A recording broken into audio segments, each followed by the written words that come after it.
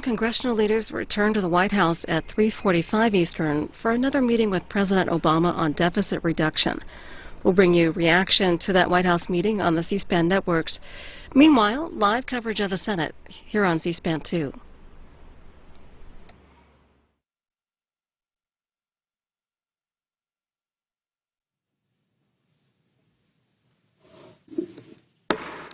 Senate will come to order. The chaplain, Dr. Barry Black, will lead the Senate in prayer.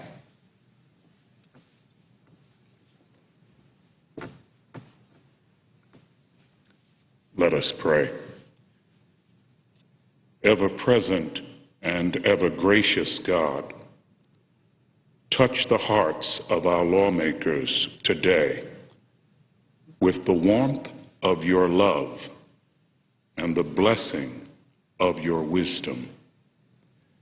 May they develop from the warmth of your love a civility and respect that will enable them to accomplish your will on earth.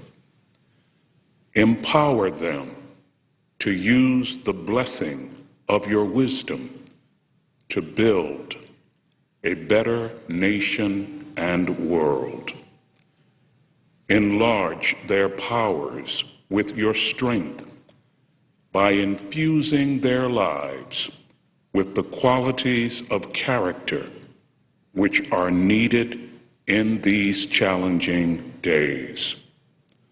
Lord, help them to see beyond the baffling and bewildering events of our times the unfolding of your loving providence as they honor their office by striving to please you. We pray in your holy name. Amen. Please join me in reciting the Pledge of Allegiance to the flag.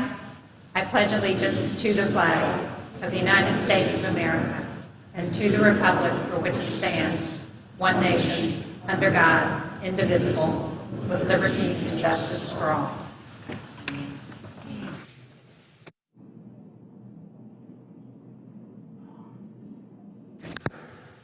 The clerk will read a communication to the Senate. Washington, D.C., July 12, 2011, to the Senate. On the provisions of Rule 1, Paragraph 3 of the Standing Rules of the Senate, I hereby appoint the Honorable Jeanne Shaheen, a senator from the state of New Hampshire, to perform the duties of the chair. Signed, Daniel K. Inouye, President pro tempore. Madam President. The Majority Leader. Following any leader remarks, the Senate will be in period of morning business for 1 hour. The Majority will control the first half. The Republicans will control the final half. Following that morning business, the Senate will resume consideration S. 1323, which is a bill to express the sense of the Senate on shared sacrifice in resolving the budget deficit. Filing deadline for all first-degree amendments to S. 1323 is noon today. The Senate will recess from 12:30 until 2:15 today for our weekly caucus meetings. As a reminder, all senators, last month I filed cloture on S. 1323, which is the matter I just spoke about, and I also filed cloture on the motion to proceed H.R. 2055, which is the Military Construction Veteran Affairs Appropriations Bill. As a result, there will be up to 2 roll call votes tomorrow morning. Republican leader, please go forward.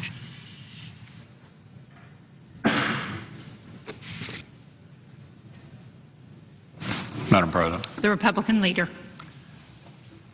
For more than 2 years now, Republicans in Washington have stood united in the belief that America would never recover from the economic crisis that struck our nation 3 years ago, so long as some in Washington persisted in the mistaken belief that government had the cure.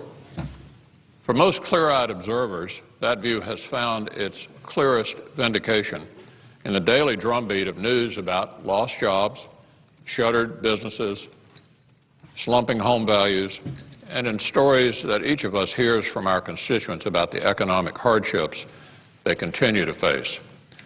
If anyone was still looking for proof that the President's economic policies have been a failure, they don't have to look any further than the morning papers or the constituent mail. Indeed, the more the administration insisted on spending and debt as a solution to our problems, the worse those problems became, and the more Americans demanded that the status quo in Washington had to change. But the administration was slow to get the message. After an election that any honest observer saw as a repudiation of its policies, the White House continued to cling to its playbook. As concerns about debt and deficit grew, the President presented a budget so unequal to the task that not a single Democrat voted for it, not one. And as the nation inched closer to a potential default, the President focused his attention elsewhere. Meanwhile, Republicans were offering detailed solutions to the approaching crisis. We offered detailed budgets of our own. We offered to work out a compromise that lowered the debt and protected entitlements from bankruptcy. And here's what we got in return: silence. And that's where the debate over the debt limit came in. If Democrats would not agree on their own to do something about their addiction to spending and debt, then we'd refuse to enable it. If they wanted our votes to increase the debt limit, then they would have to do something to restrain the size and scope of government first. For a while there weren't many takers. Democrats from the President on down insisted that we simply raise the debt ceiling and endorse the status quo on spending without any reforms.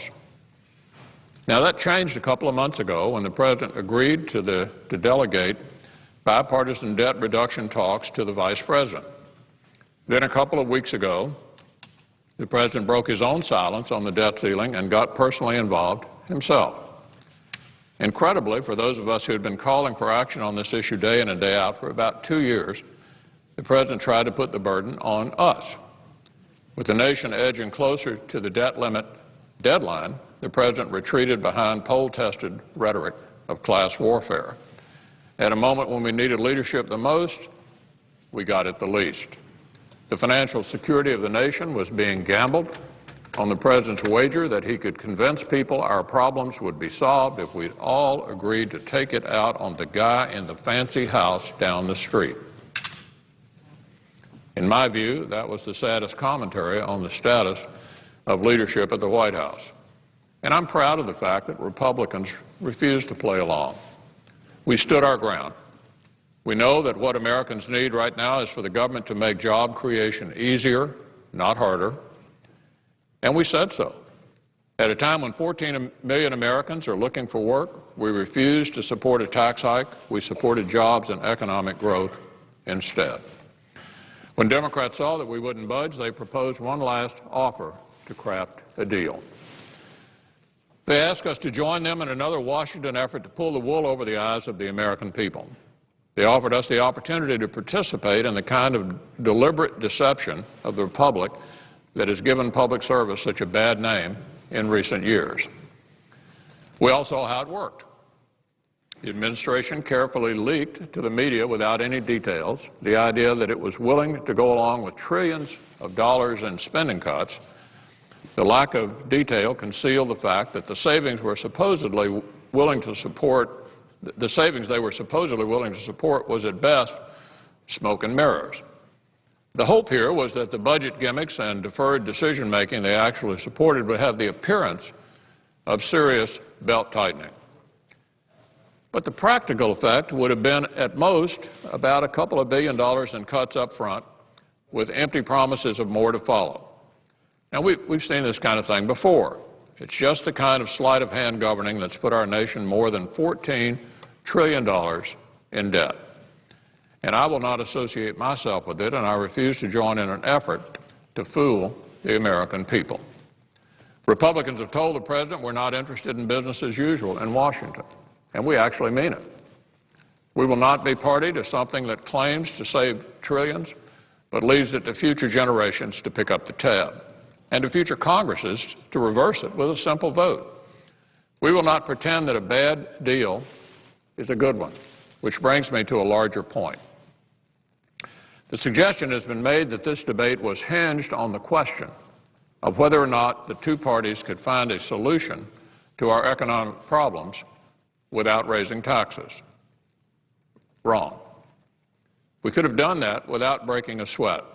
The truth is, the Democrats saw this debate as a unique opportunity to impose the type of tax hikes they want so badly, but couldn't even pass in a Democratic-controlled Senate last year. So let's not be fooled by a false choice. This was not in the end a debate about whether taxes needed to be raised. It was a debate about the kind of government we want. This was a debate between those who believe that Washington doesn't have enough money to spend and those like me who believe that Washington has become too big, too expensive, and too burdensome already. If you think that the federal government isn't big enough, then the only responsible thing to do is to support higher taxes. For those who are honest about that, I appreciate their candor. But for those of us who don't think the federal government should be in charge of banks, the auto industry, the housing business, the student loan business, health care, and regulating everything else under the sun, we're not about to further enable that model of government by shaking down the American people for more money at a time when they can least afford it. That's what this debate is about. It's about saying Washington has gotten too big and that it can't afford its commitments, that it needs to find a way to cut back on them. But don't demand that the American people pay more so Washington can make its bad habits permanent. I read an article yesterday that said 2 of every $5 Americans spend right now comes from the federal government. Is this really the model we want? Madam President, I have a lot of meetings with constituents, and I'm not sure I've ever heard anyone say the problem with Washington is they don't have enough money to spend. I think I've ever heard that. It was my hope that the two parties could reach a meaningful bipartisan agreement. And I have to say I was initially encouraged by the prospect of the bipartisan discussions led by the Vice President. Although I disagree with him on most issues, Vice President Biden is a man I've come to respect as a straight-shooting negotiator. We found common ground last December to prevent a tax hike on the American people, and my hope was we could find a solution once again.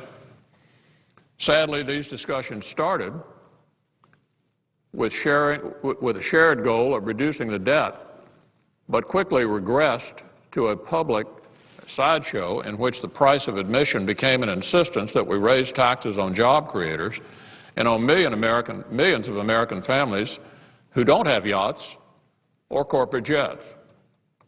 At a time when jobs are few and far between, that's not a price the American people can afford. So Republicans searched in good faith for common ground, but the goalposts just kept moving. We trudged on, hoping the administration would at some point realize that the crisis we face demands a clear change in direction, a departure from the government-driven policies of the past 2 years. But our hopes for a grand bargain eventually ran into a bitter reality that this administration is just not interested in a meaningful and lasting solution to our mounting debt. It is simply too committed to big government. We showed a willingness to sacrifice all along, even as we made it crystal clear from the outset that tax increases would not be a part of any agreement. It was their commitment to big government that stood in the way of a grand bargain. It was their determination to freeze the policies of the last 2 years in place permanently. The American people don't want that, and Republicans won't be seduced into enabling it. An ideological commitment to big government has outweighed the White House commitment to find a meaningful compromise that does not damage our fragile economy in the process. Rather than find a way to bring government back to the people, the administration has committed itself to protecting the size and scope of government at the cost of job creation, economic growth, and America's status in the global economy. The tragedy in all this is that we all know what's necessary to solve the economic crisis we face. The answer is to cut spending. The answer is to cut spending. It's no secret how to solve the entitlement crisis either. Any one of the people involved in these discussions could write it out on the back of an envelope. But it's also no secret that Democrats would rather demagogue any solution Republicans propose in next year's election than join us in seriously reforming them despite what some Democrats started to say once it became clear that Republicans wouldn't agree to a plan that raises taxes. Now, we all saw the news stories yesterday about how senior Democrats have been worried that reforming Medicare now would make it harder for them to campaign against Republicans later. Evidently, they'd rather save their own jobs than save these programs from insolvency. I truly believed we could get this done. I truly believed, perhaps naively, that this administration would see the necessity of preserving Social Security and Medicare for future generations.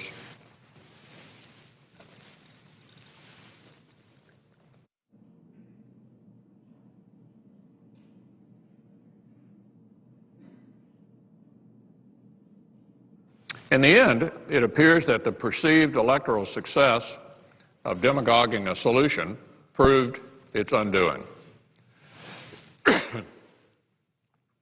Or perhaps it was just the ideological commitment to preserving the size of government by the most stridently liberal members of the other side. Whatever the reasons, Madam President, whatever the reasons, it's a tragic missed opportunity for the country. I hope the economists are wrong, and that our economy will continue to grow over the next year and a half to buy us time to tackle the problems we face. But after years of discussions and months of negotiations, I have little question that as long as this President is in the Oval Office, a real solution is probably unattainable. This was not an easy decision for me. From my first day as Republican leader in the Senate, I've called on presidents from both parties to work with Congress on real solutions to the problems that we face. And for more than 2 years, I've had conversations with the administration about working together to accomplish something big for the country. On each occasion, I've been met initially with encouraging words that gradually give way to moving the goalpost. In the end, they've always expressed a fundamental unwillingness to engage in a meaningful effort to reduce spending as a means to rein in the debt. Despite our stagnant economy and the dire warnings of economic and security experts that we cannot sustain our mounting debt or unfunded liabilities, this President has proven that he will do almost anything to protect the size and the scope of Washington, D.C.'s burgeoning bureaucracy, including to threaten the economic security of every American by backing us up to the edge of default. Now, I've heard some on the other side of the aisle suggest that Republicans have put us in this position by refusing to accept what they call a balanced approach. My response is that if the American people have learned one thing over the past few years, it's that they need to bring their decoder rings to any debate in Washington these days. When Democrats say investment, they mean government spending. When they say revenue, they mean higher taxes. And when they say shared sacrifice, they mean they want you to take the hit, not Washington. It starts with the so-called rich, with the owners of the corporate jets, but pretty soon it hits the family flying in coach. Eventually, everyone gets fleeced. Well, Americans have had enough. They think it's time Washington shares in the sacrifice. Republicans invited Democrats into these discussions about finding a solution to our problems, and while we approached them with clear and unwavering principles, we also brought an open mind. The record reflects that. I won't betray the confidence of those who were willing to negotiate with us, but there can be no question by anyone involved in these discussions that Republicans were willing to make tough choices. So where do we go from here? Well, I was one of those who had long hoped we could do something big for the country. But in my view, the President has presented us with three choices: smoke and mirrors, tax hikes, or default. Republicans choose none of the above. I had hoped to do good, but I refused to do harm. So Republicans will choose a path that actually reflects the will of the people, which is to do the responsible thing and ensure that the government doesn't default on its obligations. and to continue to press the administration to rein in Washington, not to freeze it in place. That's why I will continue to urge the President to rein in our deficits and debt in a way that puts the short and long-term health of our economy ahead of his personal vision of government. That's what the American people want. That's what Republicans will continue to insist on. Nothing less will solve the crisis we face. Nothing less will do. Madam President, I yield the floor. Under the previous order, the leadership time is reserved. Under the previous order, there will be a period of morning business for 1 hour, with the time equally divided and controlled between the two leaders or their designees, and with senators permitted to speak for up to 10 minutes each, with the majority controlling the first half and the Republicans controlling the final half. The clerk will call the roll. Mr. Akaka.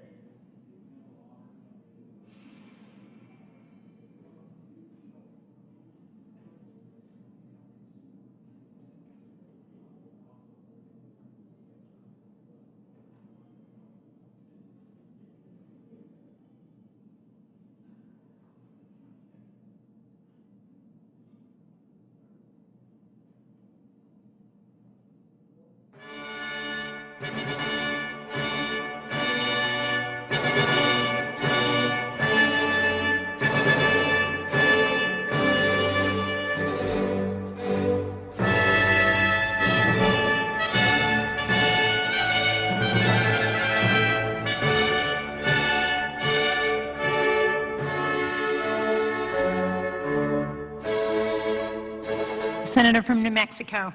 Madam President, I would ask for that the quorum call be dispensed with. Without objection. Thank you, Madam President. I rise today as our nation honors the bravery and sacrifice of Santa Fe native Leroy Arthur Petrie, an Army Ranger who in 2008 risked his life to save his fellow soldiers on the battlefields of Afghanistan. Today, Sergeant First Class Petrie will be honored for his conspicuous gallantry with our nation's highest military decoration, the Medal of Honor. I will be humbled to be at the White House along with Sergeant First Class Petrie's family, friends, and fellow soldiers as President Obama honors him with the Congressional Medal of Honor. It will be a special day for Sergeant First Class Petrie, for his wife, his children, and all his family, and for his fellow Americans, as he becomes only the second living active duty service member to receive the Medal of Honor for actions in Iraq or Afghanistan. Sergeant First Class Petrie's story is one of courage and sacrifice and immense love of country. It's a story that began years ago in Santa Fe with a young man who struggled in high school but refused to give up and instead buckled down, dug deep, and found the hero within.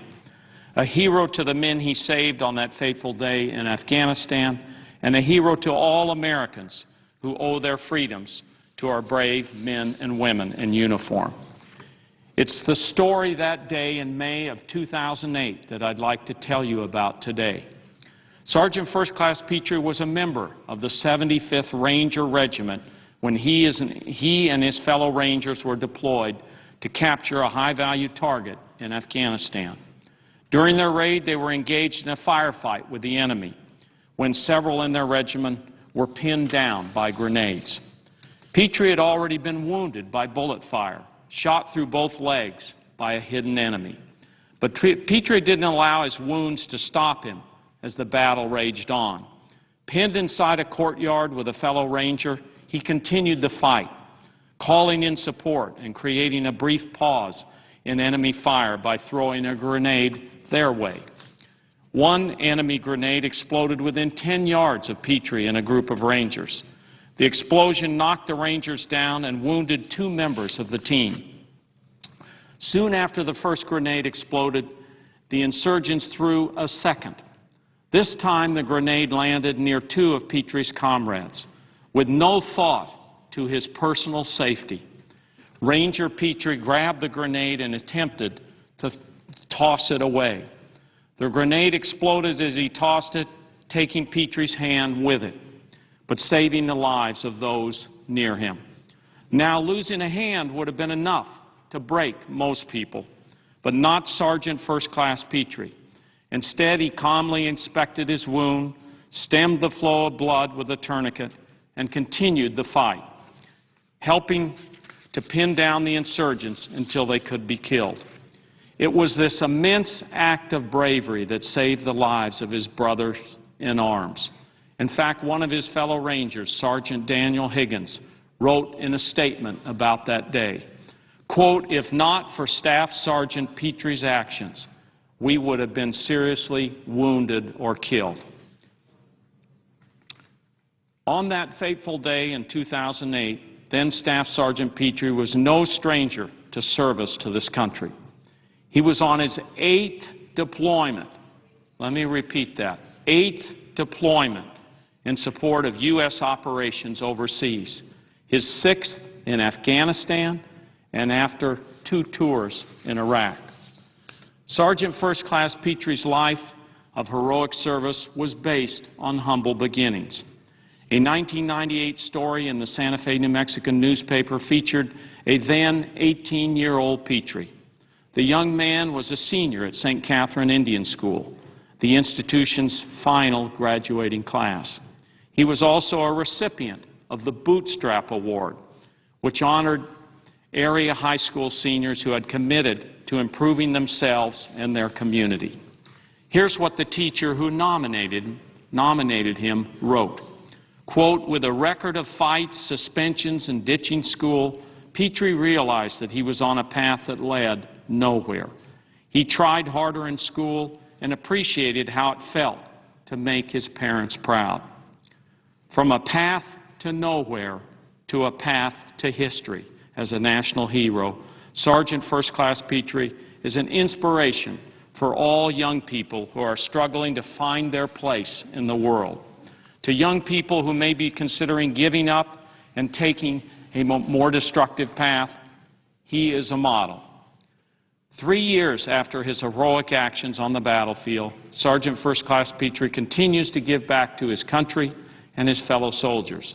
As a liaison officer for the U.S. Special Operations Command Care Coalition in Washington State, Sergeant First Class Petrie provides a helping hand and much-needed resources to wounded soldiers, ill and injured service members, and their families.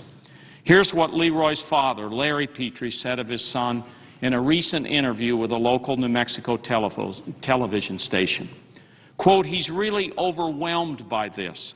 He keeps saying, 'Dad, I was just doing my job. Any other soldier would have done it.'" I think we'll all agree with what his father said in return. Well, son, you did something great, and they really want to honor you for that. Despite all the attention and recognition brought by this award, Petrie, like so many of those brave warriors before him, remains humble. A recent posting on his Facebook page reads, "The award is bigger than a person, and I will always remember that." New Mexico has a long and proud tradition of military service, exemplified in the heroic actions of Sergeant First Class Leroy Petrie on the battlefields of Afghanistan. To Sergeant First Class Petrie's wife, Ashley, and their 4 children, to his mother and father and siblings and extended family, I know I speak for the people of New Mexico and all of America when I offer the thanks of a grateful nation. You sacrificed your time, your loved ones, you sacrificed your time with your loved one so he could bravely serve our country. Along with Sergeant First Class Petrie, you are all heroes in our eyes. Sergeant First Class Petrie is highly deserving of this honor, and New Mexico is honored to call him a native son. Thank you, Madam President, and I yield the floor. The Senator from New York.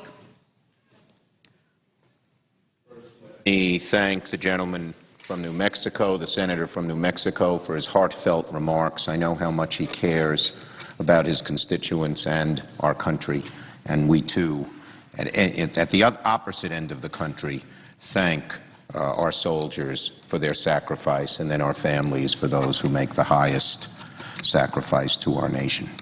Now, Madam President, I rise to speak about a subject that's foremost on my mind and the mind of my Democratic colleagues here today, and that is the danger of defaulting on our debt. In the entire history of this great country, we have never once defaulted on our debt. America has always kept her promises. But an alarming number of my colleagues on the other side of the aisle seem content to reverse that proud record. Time after time, they have rejected sensible compromises to avert default. Last year, all of the House Republicans voted against the Simpson-Bowles Commission. Then, a key Republican walked away from the Gang of Six. Then, Leader Cantor abandoned the Biden-led talks. And most recently, Speaker Boehner balked at President Obama's grand bargain-style offer because of pressure from so many in his party. It's an obvious and unsettling trend. In each of these instances, the Republican retreat was precipitated by one thing and one thing only: an ideological quest to ensure that tax breaks for the richest few are protected. They have insisted we can't raise a single dollar from millionaires and billionaires, no matter how wasteful the tax break or how generous the subsidy. Instead, they'd rather balance the budget on the back of middle-class families. They think giving money, tax breaks to seniors, to millionaires and billionaires creates jobs. What about all of those dollars that sit there in vaults and bank accounts? And isn't it true that taking away money from middle-class people hurts the job efforts? It's a one-sided ideological quest to help the most privileged few among us. Now, this morning, the Hill newspaper reported that Majority Leader Cantor made a proposal at the White House yesterday that outlined $353 billion in health care cuts. Among the cuts listed by Leader Cantor were approximately $250 billion in reductions in Medicare. According to the Hill, quote, several of his proposals would raise costs for Medicare and Medicaid beneficiaries, protect the wealthiest among us, the millionaires and billionaires, and hurt the average middle-class senior citizen. This is the trade-off Leader Cantor and the Republicans wish to make: protect millionaires and cut Medicare benefits instead.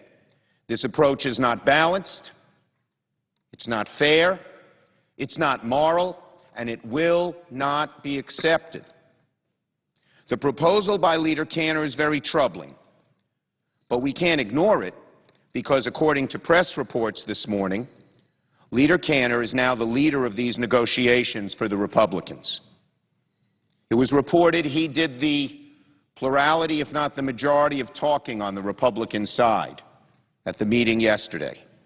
Well, Leader Cantor will need to approach this set of negotiations better than he did the last one. During the Biden-led talks, Leader Cantor bolted the room as soon as it was time to make tough decisions he didn't like.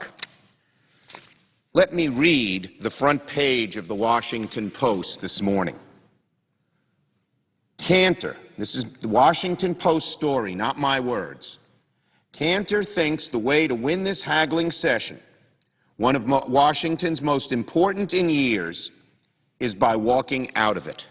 Let me repeat that again from the Washington Post front page. Cantor thinks the way to win this haggling session, one of Washington's most important in years, is by walking out of it.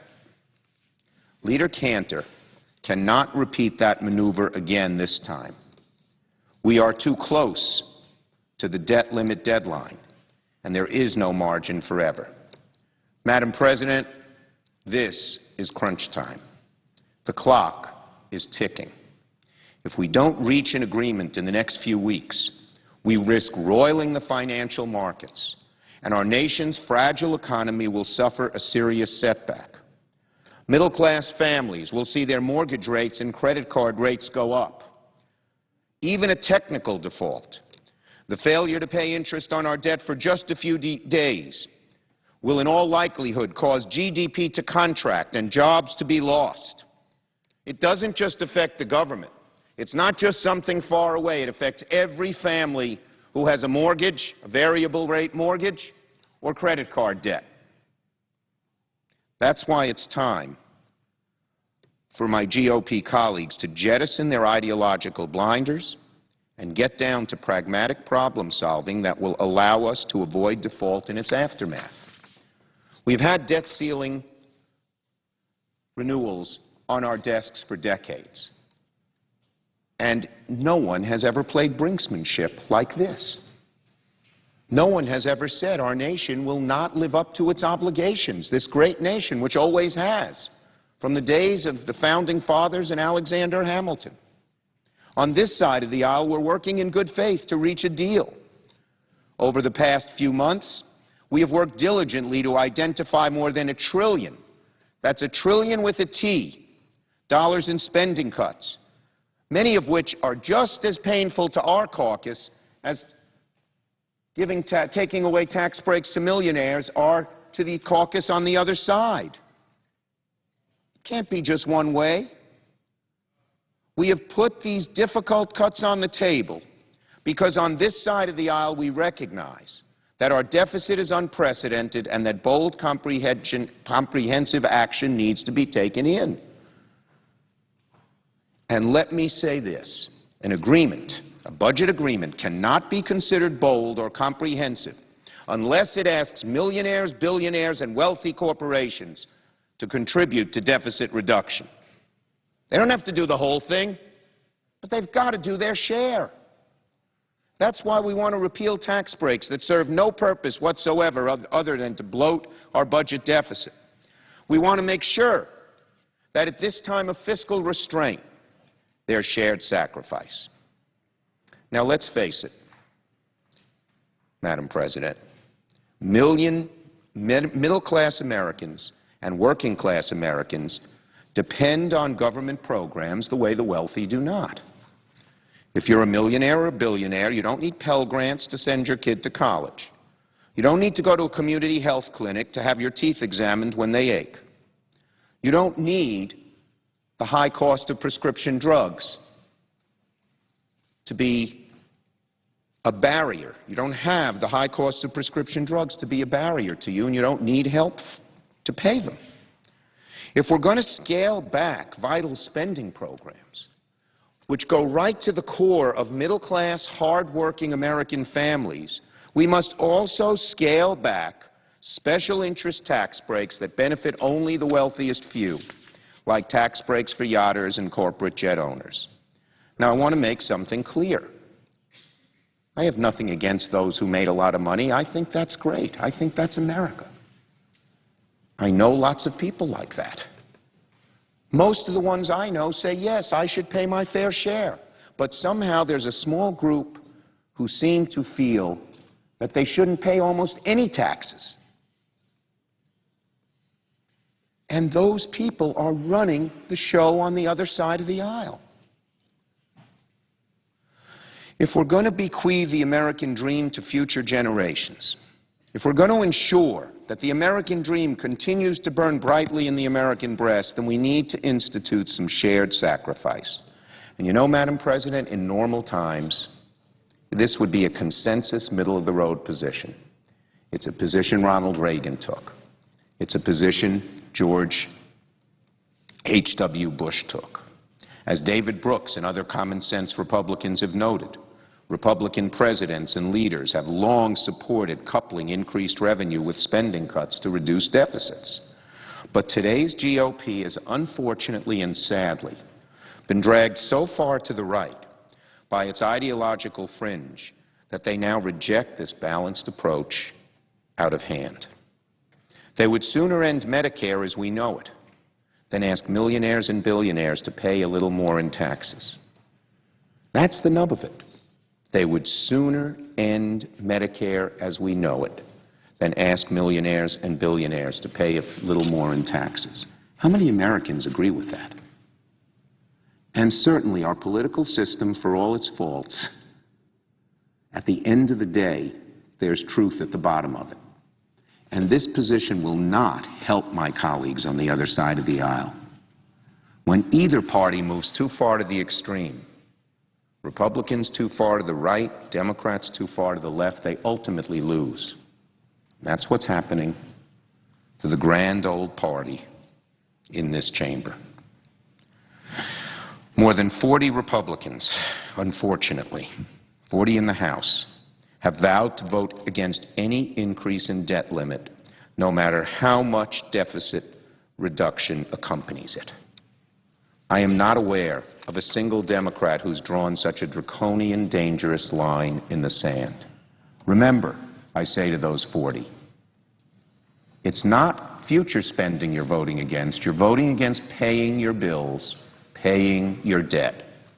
Every American family has to do it. Every American worker has to do it. To say the government shouldn't do it is unprecedented. So I urge my colleagues on the other side of the aisle to re-evaluate. I ask unanimous consent for 2 additional minutes. Without objection. It's time for Republican leaders to do some much-needed soul-searching. Are they willing to risk an economic cataclysm just to mollify an extreme wing of their party and score political points against the president? Do they want us to be remembered in the history books as the first generation of Americans to renege on our obligations? Or will they put country before party, come to the bargaining table, and forge a bipartisan path forward? Like most Americans, I'm a natural optimist. Sure, I don't have much evidence to base my optimism on when Republicans walk out on negotiations time after time after time when they don't get their way. But I nevertheless possess an innate belief that at the end of the day we'll do what's best for our country and our economy. We'll raise the debt limit, pass a far-reaching deficit reduction package that includes both spending cuts and repeal of tax breaks for the richest few among us, as the President recently put it. And he was, whether intentionally or not, quoting a great thinker from ancient Babylon. If not now, when? Let us hope we arrive at an agreement soon.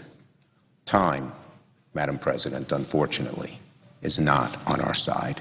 I yield the floor and I yield back the balance of my time.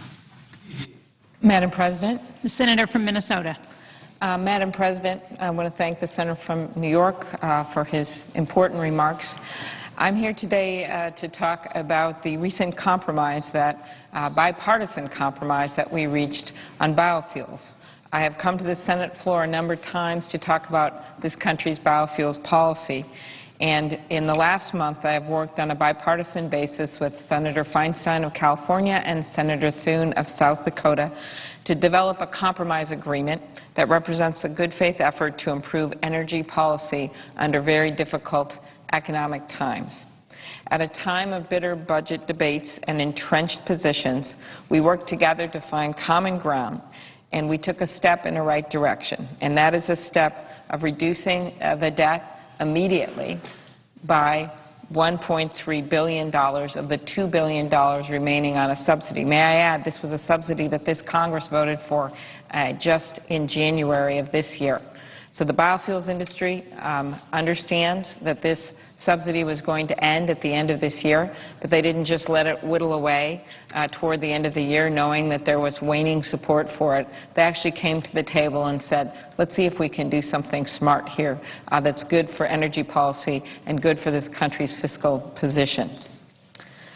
Under this deal, the volumetric ethanol excise tax credit will expire at the end of this month instead of the end of 2011. I've continued to say that this debate is not about whether we end this tax credit, it's about how we do it. And this compromise agreement represents a responsible and cost-effective approach.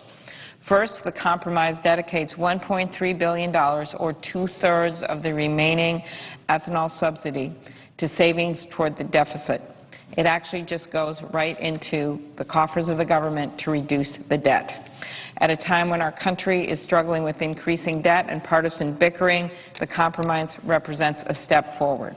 So two-thirds of the money goes toward the debt. What happens to the rest of the third of the money? Well, normally it would be going into that tax credit, $400 million every month for the rest of this year. Instead, we take that existing $668 million, the other third, and use it to extend and expand the support for the production of cellulosic biofuels. As you know, Madam Chair, coming from New Hampshire, we have a lot of cellulosic biofuels in the Midwest, but it's something that you can see all over the country. It's a commitment to a new generation of fuel, algae, biofuels, switchgrass, you name it. There's a lot of possibilities here when you look at what could be the next generation of cellulosic ethanol. In fact, many of the first advanced biofuels plants are expected to be retrofitted on to existing corn-based ethanol facilities, providing additional benefits to rural communities. This compromise also extends the small producer tax credit for 1 year at a reduced rate. This tax credit benefits smaller plants, which were some of the earliest pioneers in the industry and often structured as farmer co-ops. Again, this is not new money. The money is ending under our plan as of July 31st for the tax credit. It simply takes a third of the existing money and uses it in a smart way so that Congress won't have to spend any new money on very important areas like cellulosic biofuels. This extension helps provide small ethanol plants located in rural communities a glide path to adjust to the elimination of the volumetric ethanol excise tax credit. Last, the compromise invests in the infrastructure we need to bring greater competition in the fuel market. This means extending tax credits, the existing money, to help gas stations install a variety of fuel dispensing technologies, including ethanol, hydrogen, natural gas, and electric charging stations. So let me again repeat, this isn't just about biofuels. It's about all kinds of alternative energy that compete with oil. We should encourage our homegrown fuels to compete with foreign oil, and this investment will help do just that and give consumers a real choice at the pump. I've always believed we should be investing in the farmers and the workers of our country instead of the oil cartels in the Mideastern countries. The ethanol industry should be commended in coming to the table to offer up over $1 billion in savings during these difficult budget discussions. And I believe, and this I think is the most significant for some of the discussion Senator Schumer was having, that we've all been having about the debt, this compromise, while it may be $1 billion instead of $1 trillion, but it is an example of what we can do if we are really serious about reducing our debt. It's a model for what can happen with government subsidies going forward. Take, for example, the oil industry.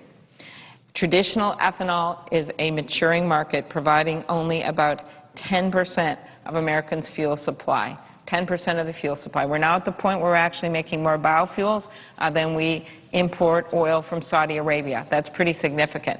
But we're still only 10% with biofuels. How about oil? Well, the rest is oil. The oil industry has been a mature industry and collected subsidies for nearly 100 years. Americans have shouldered these costs for too long. The oil companies no longer need these tax breaks, and we simply can't afford them when we look at the debt that we're facing. The list of the oil production tax deductions includes the domestic manufacturing tax deduction for oil production, costing $18.2 billion over 10 years, the expensing of intangible drilling, costing $12.5 billion to taxpayers over 10 years, the percentage depletion allowance, costing $11.2 billion over 10 years, and the dual capacity rule for foreign tax credits, costing $10.8 billion to taxpayers over 10 years. Now, the question isn't about whether the oil companies deserve the profits. It is a question about whether the American people should pay the cost of providing preferential tax treatment for the 5 largest oil companies in the United States, which have racked up over almost $1 trillion in profits in just the past decade. So that's the issue. When we're dealing with this debt, when we're dealing with a debt where middle-class families are paying multiple amounts every single year, multiple dollars into interest on our debt, should they also be asked to foot the bill to pay for these subsidies for oil companies when these oil companies are making almost $1 trillion in profits in the past decade? That's the issue. It's a question about whether the mature oil industry should continue to receive billions in subsidies at a time when their profits are up 30% in the first quarter of 2011. I'm not against drilling at all. I'm pleased about what's going on in North Dakota, right to our west. But when I look at what's happening with this debt right now, we have to be smart about this, and this is clearly one place to look for savings. It's a question about whether a hugely profitable industry should continue to enjoy lucrative tax advantages at a time when our nation can least afford it. With oil prices much higher than actual costs, the oil industry doesn't need extra money from the government. We must get serious about tackling the deficit and putting our country back on sound fiscal ground. But the problem we're facing now is not only a crisis of dollar and cents. It is also a crisis of the divide and the deadlock. It's time we open that deadlock. We did it with biofuels. We came forward with a compromise with Senator Feinstein, who has spent her lifetime in the Senate fighting against ethanol. And Senator Thune and I came together on a bipartisan basis and got it done. We did it. Immediately, 2/3 of their immediate subsidy going to debt reduction. We know this deficit isn't going to fix itself. We all know that. The senator's time has expired. If I could ask for one more minute. Without objection. Thank you. We all know this debt isn't just going to go away. We all know we can't just close our eyes and click our heels and wish our debts away. In their report, the National Commissions on Fiscal Responsibility wrote that every modest sacrifice we refuse to make today only forces far greater sacrifices of hope and opportunity upon the next generation. And they're right. A relatively small industry like ethanol is willing to put 2/3 of its tax breaks on the table for deficit reduction immediately. The much larger and much more profitable oil industry can certainly afford to do the same, if not more. Thank you, Madam President, and I yield the floor. The senator from Alabama. I would ask unanimous consent to enter into a colloquy with my Republican colleagues. Without objection. Madam President, I thank Senator Klobuchar. She's a valuable member of this Senate, and she mentioned some savings or additional revenue from tax increases, and some were $10 billion, one was $8 billion, I think one was $3 billion. I would just say that over 10 years, that's how much those changes would raise. I'll just recall from all my colleagues that we unwisely, year before last, I guess it was, spent $847 billion on a stimulus package that produced little income, and we're paying an interest on that of about $27, $30 billion a year. It adds up as the years go by every year. Just the interest on that one single expenditure. We've now gone, I think, 805 days, 4 days without a budget in this body. During that time, this country has spent $7.3 trillion. That's $7,300 billion. We have paid in interest on the money we've borrowed $439 billion. Just in that period of time that we haven't had a budget, interest on our debt is $439 billion in 804 days. And we've accumulated during this time an additional $3.2 trillion in debt, $3,200 in debt. And during the past 2 years, under the super Democratic majority here in the Senate and in the House, 60 Democratic senators and the President's leadership, discretionary non-defense spending went up 24%. And the President proposes in his budget next year to increase the Education Department, the State Department, the Energy Department, the Transportation Department, double-digit increases again, when this year 40 cents of every dollar we spend is borrowed. So I'm glad my colleagues can be with me now, and really would ask, I see Senator Johnson's a member of the Budget Committee. We had more people want to get on the Budget Committee this year, the new senators that were recently elected. Senator Johnson was one of the few to be selected. Many were not able to get on the committee, and they hope to make a difference and to confront the problems that we faced. Senator Johnson, you're a successful businessman. You just joined the Senate last year.